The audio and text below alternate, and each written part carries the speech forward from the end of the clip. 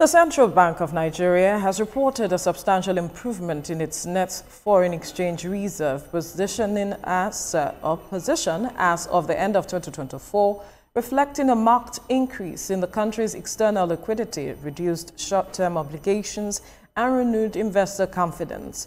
According to the Central Bank of Nigeria, NFA stood at $23.11 billion, the highest level in over 3 years, which represents a significant increase from $3.99 billion at the end of 2023, $8.19 billion in 2022, and $14.59 billion in 2021.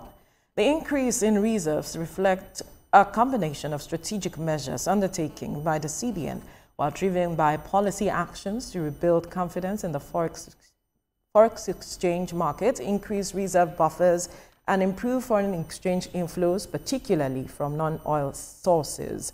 Joining us in the studio is CEO Finance with Mukhtar Mohammed. Good morning. Thank you. Good morning. It's good to have you join us. You obviously did not see that traffic. No, I did not. Lucky you. Anyway, let's begin with how we were able to get here. What did we do differently, and is it sustainable? Well, what we've done differently is you read out the numbers from 3 to 8 to 14 and to 23. I mean, we need to commend the CBN governor. We've criticized him, but when they do something fantastic, we need to let them know that they've really tried from where we are coming from. It's like a man that was worth 3.9 billion in 2022. And I mean, that is 2023, and at 2025, the man is worth 23 billion. That is huge. That's very huge, and I think we must commend them. But we need to look at what really is the essence of having 23 billion. One is for balance of payment, which is you just mentioned your report to meet up the obligation. Secondly is to influence the foreign exchange market. That means influence your currency rate. That is where we have always had those challenges. And thirdly, to maintain financial confidence in the market. Those are the three reasons why you have this type of reserve. So when you look at those reasons, you realize that, okay, fine, balance of payment is going to be, it wasn't an issue. Neither is it going to be an issue now. The second one is influence the foreign exchange market by virtue of influencing the rate of your currency exchange. That has been the huge challenge. Then maintaining financial confidence, I think they've been able to do that. Yeah, I mean, we got the news yesterday. If you don't have financial confidence, a bank like Morgan, I mean, JB Sterling said, okay, I think Morgan Sterling said they want to establish a whole bank in Nigeria. That's a global player. So they want to have their own bank, like a banking license to run. So that says that you have been able to maintain financial confidence in the market. For your question, will we be able to sustain it? Sustaining that rate also depends on how much we are able to influence the foreign exchange market with what we have now.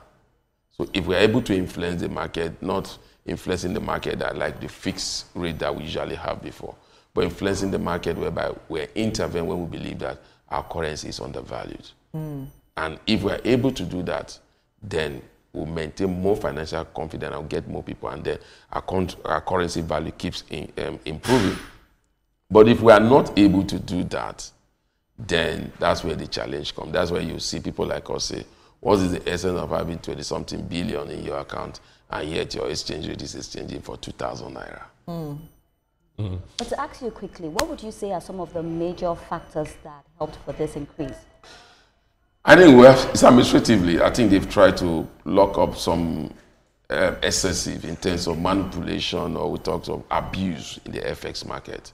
I think they've been able to maintain that, and the CBN have really done that administratively using technology, employing every visible tools that they need to make sure that there's transparency in the market. And you know, once you maintain transparency in the market, then you are able to sustain liquidity. It's not going to sources that it's not supposed to go to. Before now, everybody wants FX for whatever they want to do. Some even just have the FX just some people have FX just for manipulation purposes, to buy it when it is low and sell it when it is high, and that. but they've been able to make it apparently very difficult for that to happen. And one of those tools they used was to intervene in the retail sector of the FX market. The retail sector of the FX market is the main challenge in the FX market, because the retail sector is that SME, that small investor that needs as little as $50 or even $20 to pay off some bills, to get his product running online, to pay for goods coming in from China or wherever. So they don't need $10 million. They don't need $20 million. They need $5,000. They need $1,000. Then the person that wants to pay school fees also need $10,000, need $20,000. That was the space that was really having the problem, because the CBN suspended license from those spaces. They didn't create an alternative market for people in the retail sector. So we saw that variance. I would like us to look at the CBN, because if we are recording gains here, it's thanks to CBN. If we are losing, it's still thanks to CBN. Let us look at the discipline regime that has been introduced in the CBN, which has yielded this kind of results. And also, let us look at their policy choices. I think discipline is key. I mean, when President Tinubu made the appointment, they say he's the headmaster. And I think he has done that headmaster role in the CBN. He has done it very, very well. Okay. Then the policies, I think in terms of policy, they have done a lot of trial and error when they came in. A lot of trial and error, which did not help. And I think now they are beginning to look at, maybe, you know, when you stay in an office, you become more experienced. Yes. Look at one of the trial and error was to say, okay, we want to unify the rate. For the first time, we saw the official market trying to unify the rate with I don't want to use black market, but trying to unify the rate with the unofficial rate, the Bureau de Change rate. So we moved it from I think at that time it was 940, we moved it to 1,400. That was, for me, one of those decisions that didn't help the currency. And we saw the currency started moving to, at a point, it got to about 1,940. And they had to intervene. And what did? They had to call up retail sector, start giving money to the Bureau de Change again. And after that, they suspended it. And you saw that. So it was more or less a trial and error. But I think now they have stabilized. They intervened through the Bureau de Change. They intervened through foreign exchange, the official foreign exchange market. They allow banks also to intervene via their customers. So they've come up with a lot of policies that makes it a little bit transparent. But the challenge has always been availability. So no matter how transparent you are, when there's no liquidity, it's a big challenge. So, and that liquidity, unfortunately, is not going to come from CBN. It has to come from our trade. So that's where you said, okay, in spite of we have seen so much from the non-oil sector, in terms of value, currency value, FX value, the non-oil sectors have not been able to contribute those huge amounts by the kind of contribution they have been able to add to the GDP. But they've not been able to add that in terms of value to the currency. That is a challenge. But if you see the oil sector, even if they are performing poorly, what the FX that comes in from there is huge. So we are not able, because we are not exporting so much of what we are producing. And in terms of when we do those exports, there are other challenges. High cost of production here makes it not so much attractive outside, unless those that will have competitive advantage over products, especially. Then, secondly, again, we've not been able to attract so much inflow since COVID of Nigeria in the diaspora. This administration have tried to improve it. I think the game changer will be when they come up with that product that will attract Nigeria in the diaspora. Like what happens in like India, and that's what they do. They try to come up with products that attract their diaspora investment, and they make sure that this investment comes in dollars. And that's why the Bank of India has almost the largest reserve in the world, about $720-something billion. So we are on our way to that part. But I am wondering what that product can be that we can use to attract, those in the diaspora to, want to invest in Nigeria. That's on the one hand. And on the other hand is the question of do you have concerns? Because this matter of our reserves, today we are here, tomorrow we are there, is just fluctuating. Are there risks that you think can undermine this growth? There's already a risk. There's already a risk. And that risk is oil production. Right. Because like I said, that's our key driver. Our budget is centered around our production. You know, like I said, in terms of the value they bring in. Right. The president put the benchmark, the budget benchmark is about 2.06 million barrels per day. We've not been able to hit 2 million barrels per day. That is a challenge. So how do we get inflow? We get inflow through sale of crude oil. Then we also have inflow through foreign investors, whether portfolio or foreign direct, and then remittance from Nigeria and the diaspora. Yeah. So when you look at these three areas, there's challenges in virtually the three of them. All right. So we need to address those challenges. One, oil production is in our hands. We need to improve security, then we'll get to that production level. Right. Foreign direct investors, we need to get the environment conducive for them to want to come and invest.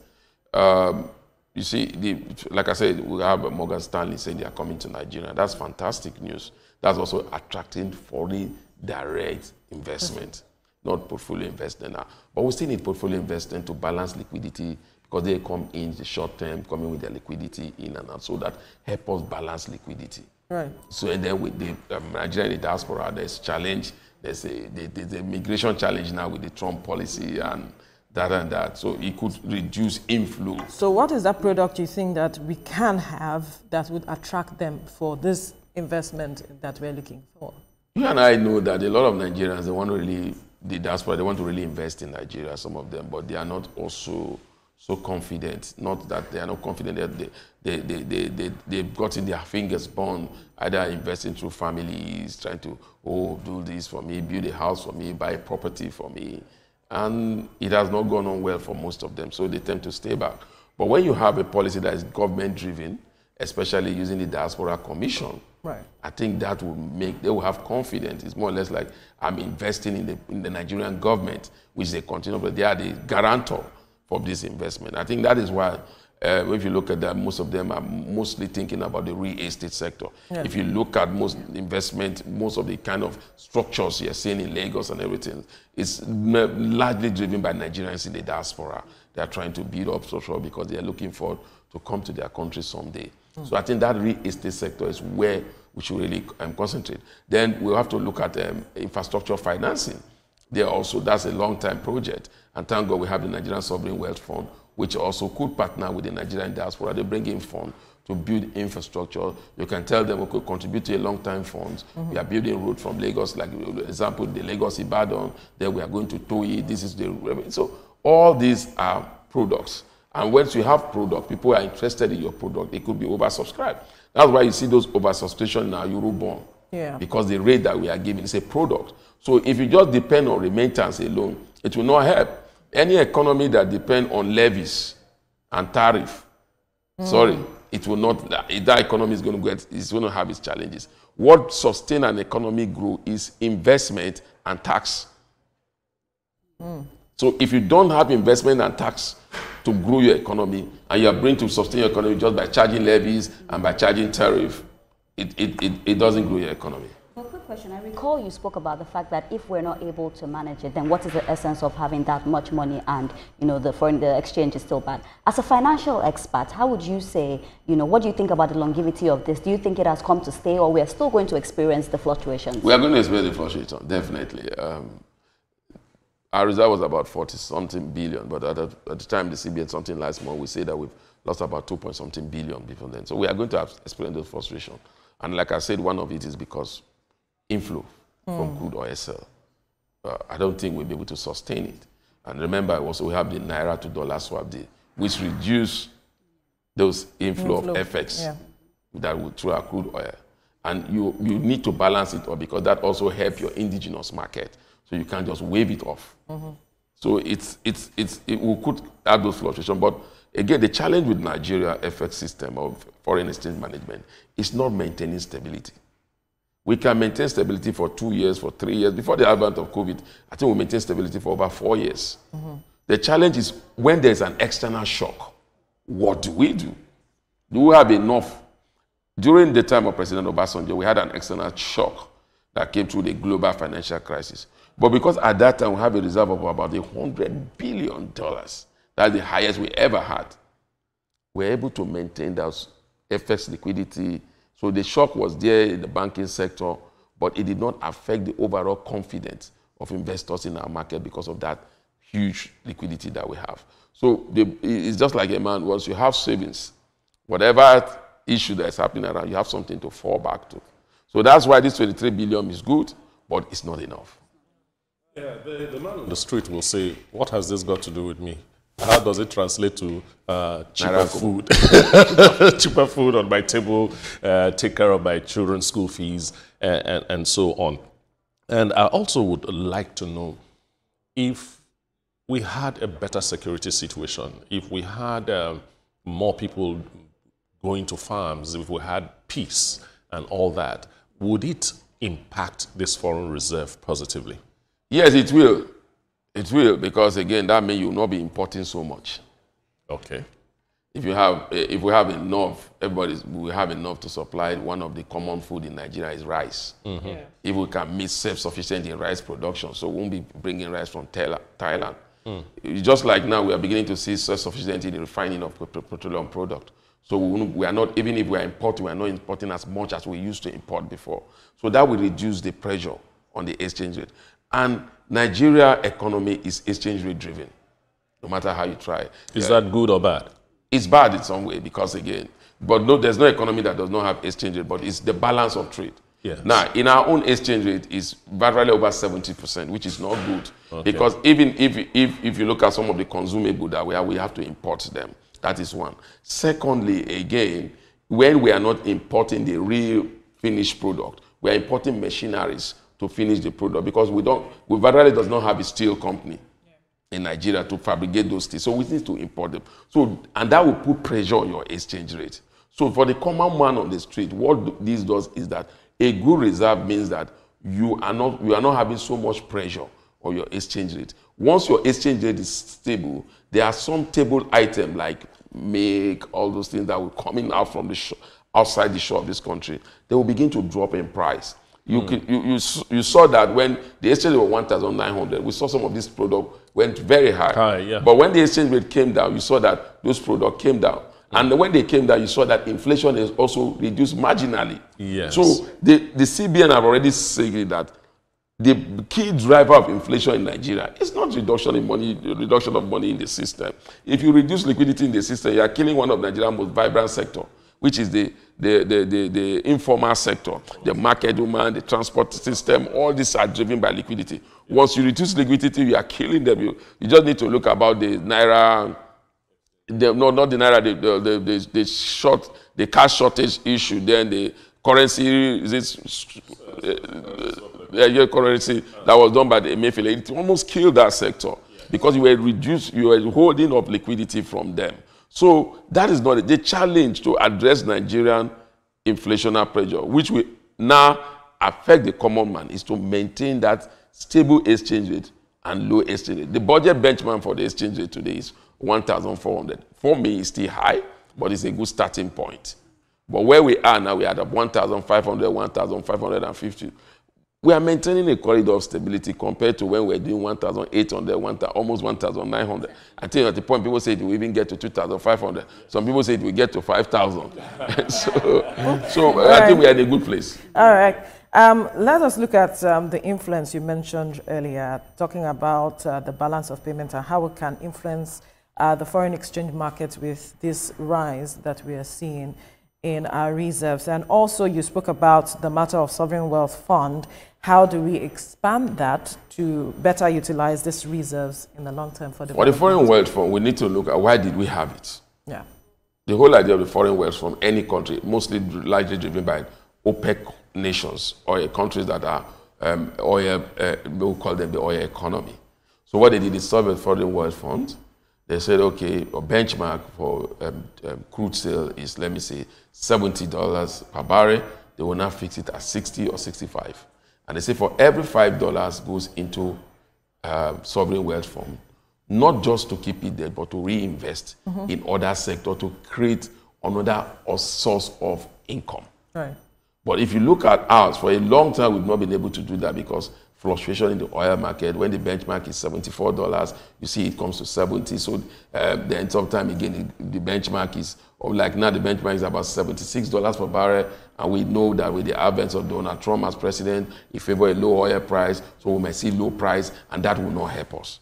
So we have not been able to contribute significantly to the sovereign wealth fund. Saudi Arabia has one of the best sovereign wealth funds. Dubai also, United Arab Emirates. And that's why they are able to invest in other sectors. They are going to tourism. They are going into artificial intelligence. They are going into, so to create, because the oil market is open to a lot of external shocks that you don't have control over. So that's the duty of the sovereign wealth fund. That for balance of payment, like you said, like I said, we are already achieving that. Now, how do we influence the foreign exchange market? That's the key in Nigeria on the sector. And the only way you can influence that is to get the key players to be transparent in playing of that sector. Like getting the banking also involved. They've gotten the money agents, international money agents also involved. CBN also is also involved in that market.